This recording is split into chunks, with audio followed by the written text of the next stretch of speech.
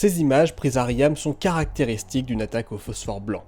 Une explosion aérienne laissant une traînée lumineuse et une pluie de particules enflammées qui retombent au sol et provoquent des incendies. Publiée le 15 mars, elle montre l'usage par l'armée israélienne de cette arme incendiaire déjà utilisée en 2023 et en 2024 au Liban Sud.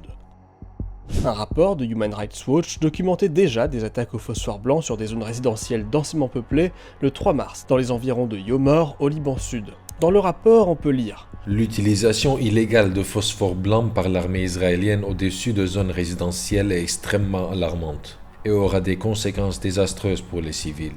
Les effets incendiaires du phosphore blanc peuvent causer la mort ou des blessures cruelles qui entraînent des souffrances à vie. » Le phosphore blanc, c'est une substance chimique qui réagit avec l'oxygène présent dans l'air pour atteindre une température de 800 degrés. Elle peut être utilisée pour créer un écran de fumée, pour marquer une zone ou encore pour éclairer un champ de bataille.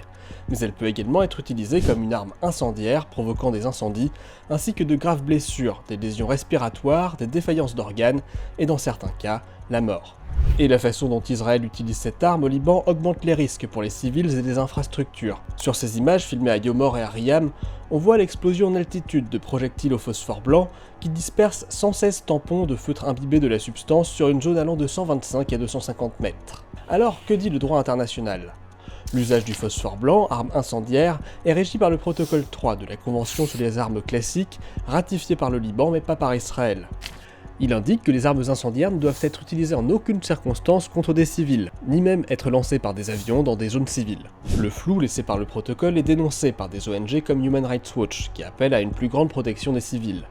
Interrogé par l'AFP, l'armée israélienne ne confirme pas l'usage du phosphore blanc au Liban et ajoute ne pas en utiliser dans les zones densément peuplées, sauf dans certains cas.